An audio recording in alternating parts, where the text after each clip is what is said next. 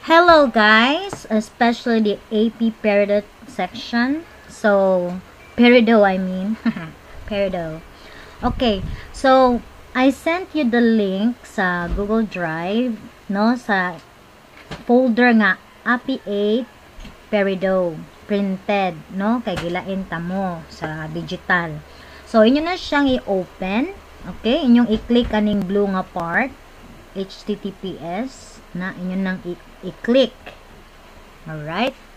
When you click that one, you will be forwarded to the Google Drive. Okay?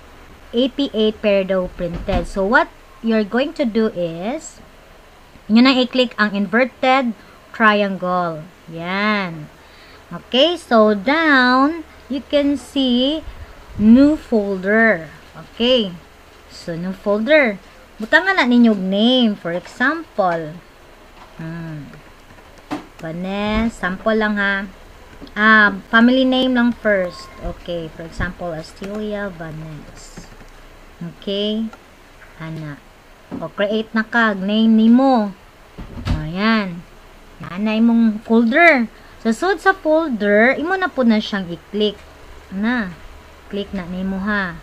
Sunod, nakasud ka sa API Peridot nya sa folder nga Astilia Vanessa kanang sample ra ni ha, dapat imo nang name kita nimo din na. Then imo na sad na i-click ang inverted triangle, magbuhat na sa kag new folder para malain nimo ang sa first quarter or first baron nga, for example first grading kuan imong ilain og folder. Or per module baron ang imong pagbuhat sa folder, ana depende na nimo no. Pero mas nindot anay nana. So ato na sa nang i-open ang first grading.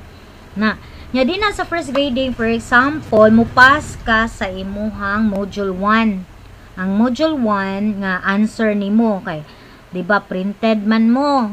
So pwede ra siya nga picture ninyo ana. Kung maka-access mo ani ha. Nya dayon diri ka sa mo click ka aning plus new diri, okay, dayon mo file upload ka, click ni mo file upload na. So imong i-click tong module 1 for example kanang mo pass ka sa module 1, okay, ana imo nang i-click then open, then upload na. Okay, so na-pass na. So maklaro na ninyo din na dapat sa taas ang title API Peridot nya imong name, then first grading nya then imuhang kuan sa imong i-upload nga file, dapat na din ha nakasuwat kung unsa na siya nga file, no, nya kung mahimo kada file na pud imongan. For example, pero pwede na nimo i-rename, for example ha, nakalimot ka, kalimot man kog sulat, di ato ning i-click, right click nimo, nya na i-rename diha.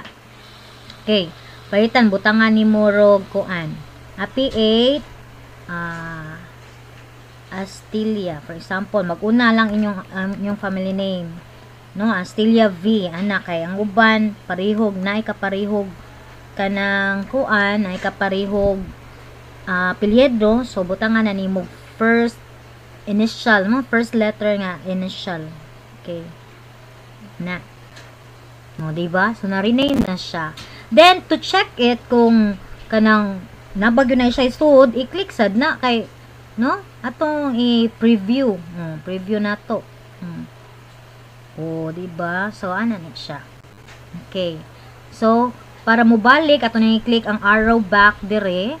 Okay, sa left side. Amo na siya, guys. Okay? So, ana ra ka sayon. Don't worry.